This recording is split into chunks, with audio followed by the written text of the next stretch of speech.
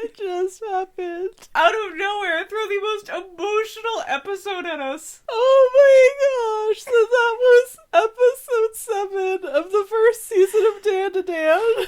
It's called To a Kinder World, and what just happened? That did not feel like a 20-something minute episode. That just felt like I got punched in the gut and they walked away. You did not hold my hand when you showed me this. Okay, so first random note. I am looking at the description of this episode on Netflix, and they are calling her an acrobatic silky, Silky. I have no idea what that is. It's obviously not a selkie with an E, but okay, she's her own thing. I don't care. The lady in red's really sad. So this episode starts with the lady in red, and she's all burnt up from the fight in the previous episode, and they have her running around all over this warehouse thing that they're in, and she ends up getting her hair all tangled and caught on things, and she's like ripping her hair off her skull because she's going after Ira. Like, they took her Ira away from her. She has some PTSD, clearly. And it was kind of funny because Okahati appears and he's running around with Ira, and he says like, oh man, she's weighing me down. I don't know what it is with this jerk talking about women's weight, but he is complaining about the tiniest women in the universe that I've ever seen. They are one step from being pocket size, and he keeps commenting on their weight every chance he gets. Well, he can barely run himself, but I do also want to say how silly it is that once the Silky gets caught up on everything, Momo's like, yeah, you run real good. Yeah, it gave him that really weird bit of encouragement. And then she's like, you have a full charge still, Okarun. Go fight the lady in red. And there's a back and forth about it for some reason, but eventually Okahati does an Oka headbutt, and it looked like it destroyed the lady in red's face, but she's also a ghost, so I'm still not sure what the physical parameters are on these things. I mean, it looked like he just hit her so hard that her little, I don't know what it's even called, labyrinth area broke and affected the real world. You know, I didn't notice the background changing colors this time, did you? Yeah, it was pink. Oh. All of them do that, and it's kind of subtle, so it looks artistic, but it is there, and it is telling us that this is an area that's not affecting the real world. Okay, interesting. Yeah, I totally missed it. Because I was kind of somewhat looking for it, and I did not even notice that things were pinkish. Yeah, it's a tint, really. So the lady in red is defeated for the moment at least, and I believe Momo's like, should I get my grandma to waste her? And Turbo Granny's like, nah, don't even waste the energy on this nobody, which seemed kind of weird. I feel like Turbo Granny maybe had empathy that she wasn't directly explaining. Yeah, I mean, Granny is famously very empathetic to women who have been assaulted or have been used, and we've seen that throughout the show, but she's kind of coy about it for some reason. And now that the fight's over, Turbo Granny goes and loots Ira to get the golden sphere back. I don't know where it went after that, though. I don't think Okarun actually got it, did he? Yeah, he had it in his hand, and she's like, by the way, she's dead. What? Yeah, it's like, oh, by the way, Ira's dead. That might be a problem. And it has something to do with a human being eaten by a yokai, and that they're just fated to die when that happens. But it doesn't count for Momo because she has spiritual powers, and it doesn't count for Okarun because he has Turbo Granny's powers. Which I guess makes sense. You have that layer of protection. And Bagel kept... Oh yeah, by the way, you're listening to McGann, the Fangirl, and the Bagel Ghost here. Hi. We're very eager about this episode. I got a little sidetracked with the depression, but Bagel kept telling me, oh, this is so sad of an episode, you're gonna be sobbing, and we're like a third of the way through it, and I'm like, I'm not seeing it. And then the lady in red comes and hovels over, and she's all like deformed and distorted at this point, and she's like, I want to save Ira, so take my aura, and that's going to be like a battery that will recharge Ira's heart. So Momo, you make a link like a jumper cable and you transfer one to the other, and while Momo's doing this, she gets flooded with the lady in red's memories, which apparently she can't even access. I think it also went to Ira, because, like, she had a big moment at the end of the episode, and she was also getting her aura. I think they both got it, but Okarun was left out of this transaction. So. Yeah, I think part of the transfer was the memories going with it through Momo to Ira, but we see this single mom, and she's a janitor, and she's got this real tiny little girl, and Well, she's teaching her ballet, and she's it shows her doing a lot of jobs. There's some that imply she's a lady of the night. There's I didn't catch that. There's there's like she wakes up in a bed with money next to her, so yeah. Oh, see, my sheltered butt just thought that meant she was saving money.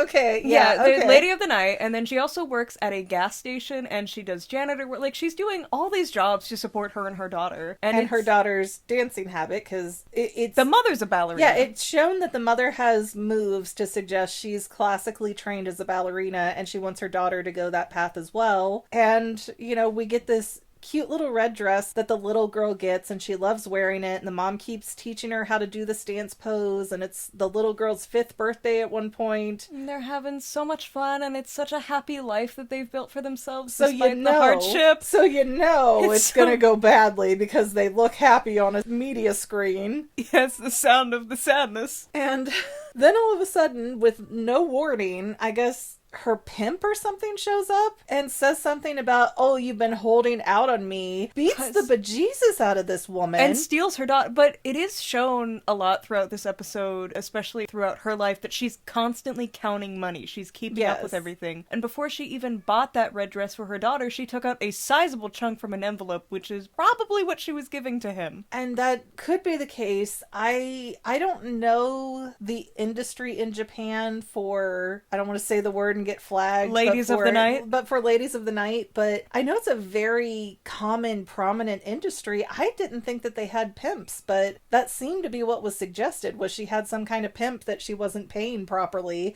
And he ends up throwing her through a door that has glass in it, and it gets in her arms, and they just keep beating her, and then they take the little girl and run. Well, her daughter tries to, like, help her. Like, it happens in a race where she's like, don't beat up my mommy! Yeah, but, you know, she's 5, so they pick her up under one arm and take off with her like she's a pet chicken. And she's screaming and crying for her mom, and the mom is so physically beaten up, like, she can't move, but as soon as she wakes up, she's running outside, no shoes on. I noticed that when we see the mom's POV, it looks very much like pieces of the intro where we're kind of looking around and seeing the scenery, but it's got this very 3D element to it that's different than the rest of the view of the series. And like the art style changes. And for how hurt she is, she's like running really, really fast. Yeah, I think that is known as the second wind, and she's going as far as she can, as fast as she can, kind of get away from the bear so it eats somebody else first mentality. Get your baby out of the bear's mouth, more like it. Well, back in the old times when those kinds of things were set in your genetics of, hey, you gotta run just a little bit faster than the guy behind you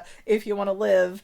She kind of gets that kind of a spurt looking for her daughter. She sees a car, assumes it has her daughter in it for some reason, and then her body just gives out. And she kind of tries to get back up with the thought of her daughter, but then she just like smacks, and I guess she cracks her head open. She just dies there, and it's so sad. Yeah, and we cut to some unknown amount of time passing, and the mom is standing there. I think it's implied that she's just a ghost at this point and not yet a yokai. Well, and that's what's odd, because she's all cut up still, and you would think that if she had passed on and she was a ghost now, that she would not be so physically damaged looking. She looks like she's still bleeding. Well, she's not passed on. I think it's like she's actively looking for her daughter, but I think it's okay, so when Ira sees her, and Ira's like a 4 or 5-year-old little girl, the lady in red is still alive at that point? No, she's ghosting about. She's like, oh, I don't remember why I've lost something. I'm trying to find it. And then she sees Ira and she's like, wait a minute. Yeah, Ira. That's what I was looking for. That's what I needed. But I still don't get why Ira can see her if she's a ghost right now. I thought maybe she was still alive, but just barely, and that's how Ira could see her. But then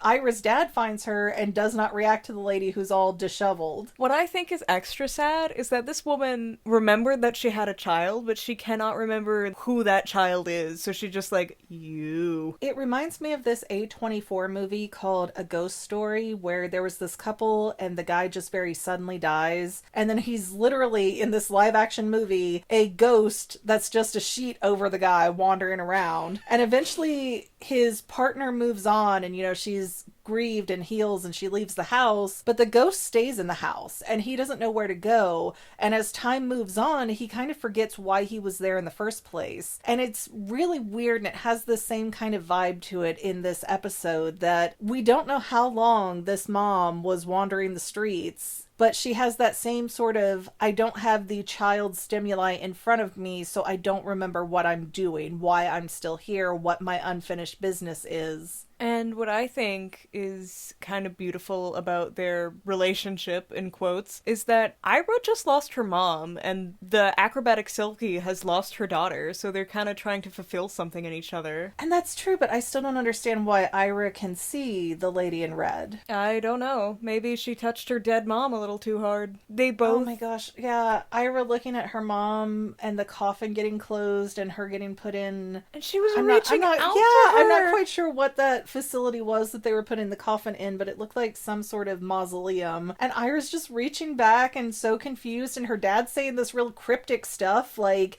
you won't see your mom for a while, but you gotta be strong so that when she sees you, she'll be proud of you. Like, it makes it sound like mom's coming back. Well, when she's older, she'll understand, like, oh, it's when I'm dead. Yeah, Dad, do better. That's all I'm gonna say. But I also noticed Ira's pink hair is legit. Like, she's not dyeing that. She doesn't have main character energy. Her mother also had pink hair. And Ira had it as a little girl, so, you can't dye a little kid's hair. Well, you can. It's just not advised.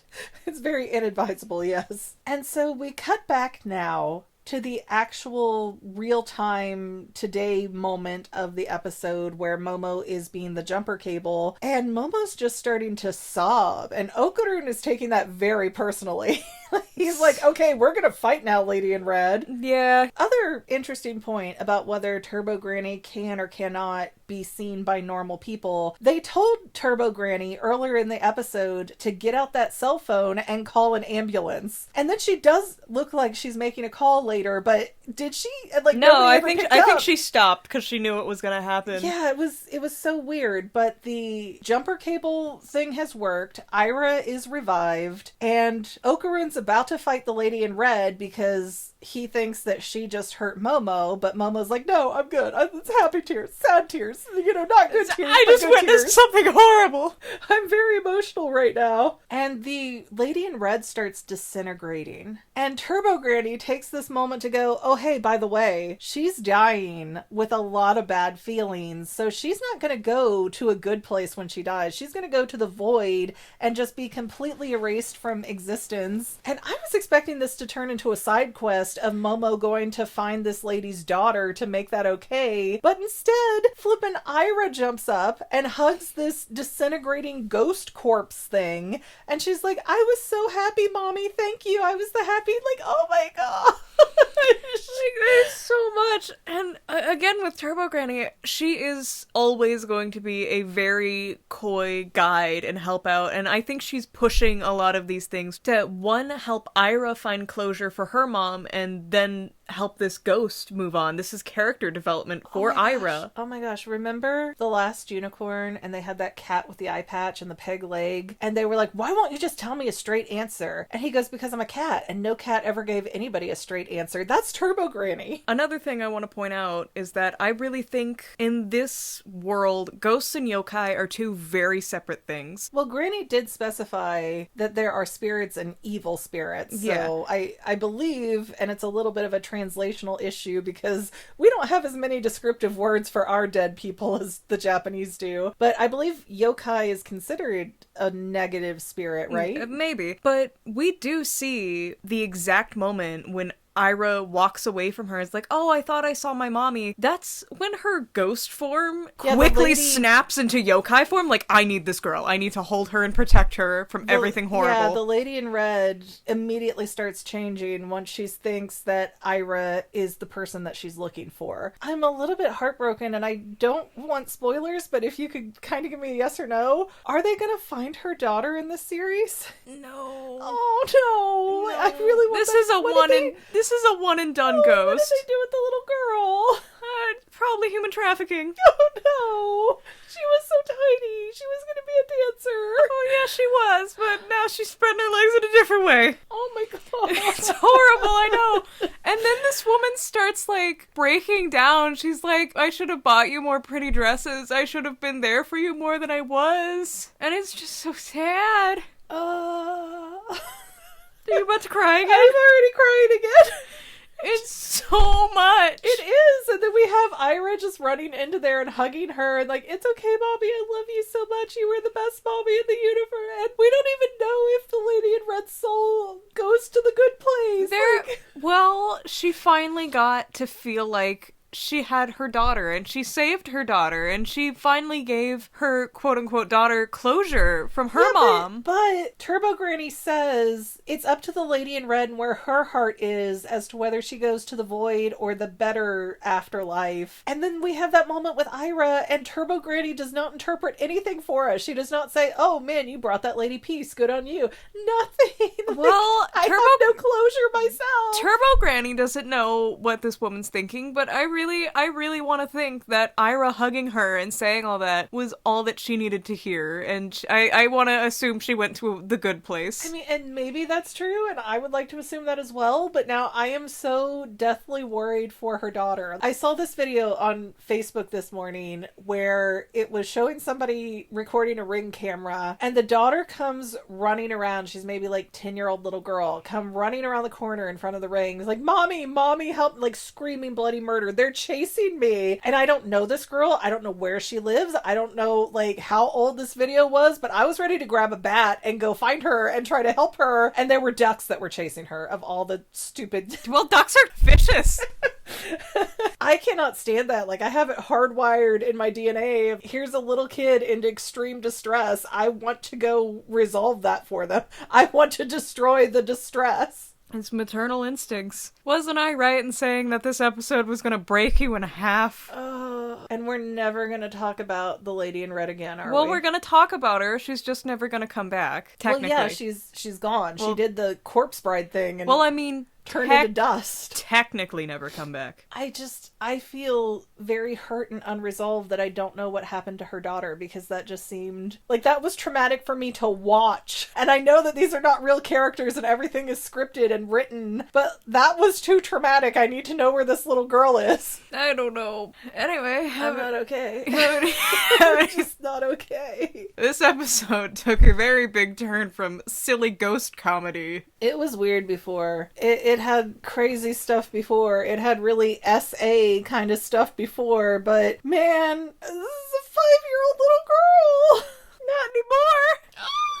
And that's the thing that's killing me, is like, we don't know how long ago that happened and how long that the ghost was standing there before Ira interacted with her, because it obviously wasn't the next day, or people would be going, hey, there's a body here on the sidewalk. Do you have anything else to add to this? Because I don't. No. Well, I do have a question. The golden ball that Okaru now allegedly has back, is that a 2-for-1? Like when you see the eyes in Coraline? It's just one. Okay, so we have a mystery piece still. You know what though? I did not like Ira the last few times I've seen her, but that moment there, I felt like that was a redeemable moment. I feel like Ira is a redeemable character. Yeah, that was her only moment of character growth that she'll get ever. But now I know it's in there. I'm gonna feel differently towards her because she has a heart and she knows how to use it properly and in a completely ego-free kind of way. She just did a community service for that ghost mom. Oh man, there was a lot. This was a lot. There's so much that I've been crying the whole time we've been talking. I was crying the whole episode. So I feel like this episode's gonna be a little shorter, but my heart can't take anymore. Anyway, protect little kids, pay your pimps. Yeah, don't play with the money. Don't play with the money. And I guess we will remind you guys to like, subscribe, comment, and share, and become a channel member if you are so inclined. We'd appreciate you, even though this is not the banner episode for us to probably advertise that feature, because it's just been us crying and going, no. Well, now you know there's real raw emotion emotion that we're actually watching this. I don't like sad though. Like there's sad and like, oh, that's touching, and then there's sad and it's like, I'm gonna be up thinking about this at 4 a.m. for the next 6 months, and then probably intermittently every couple months afterwards. Was this episode like those Reaper comics I used to send you? Oh, the Grim Reaper comics where he goes and collects the animals, and then there's the swan where they smashed her babies and so she died of depression. I hate you. Why would you bring that up? I wanted to compare. Yeah, I'm not in a good mental state. I don't do well with sad, so we're gonna sign out now, and bye. Bye. And to any of my members here on YouTube, a huge bottom of my heart thank you for all of your help and support. If you would like to become a paid channel member, there is a link in the description below. Thanks again, guys. Love you. Well, family members, we're almost done, but I want to invite you to hang out with me in some other places. I'm on Twitter and Instagram as my own personal self, and I have a Facebook page too, but I mostly just post photos over there. And sometimes people say, hey McGann, I want to mail you something. How do I do that? Easy. Just click the About tab on my channel page, and my most current P.O. Box info will be right there. I also run another channel, The Family. It's really a hodgepodge channel where we might post anything. Oh yeah, and I also sell shirts and stickers and stuff with the Family and the Fangirl logos. If that is your cup of tea, I have a link in every description of every video. Finally, if you want to help out the Fangirl channel and make sure I'm putting out video essays for years to come, the best way you can help is by subscribing and watching more of my videos, whether they're new, old, whatever. Maybe even share 1 or 2 on social media, help spread the word. People who watch to the end of videos, like you, helps to tell the site, hey, this is a good video, we should recommend it to other people. So if you made it this far, leave me a comment of something like, hey, I made it to the end. Love ya. See you next time, family members. Bye.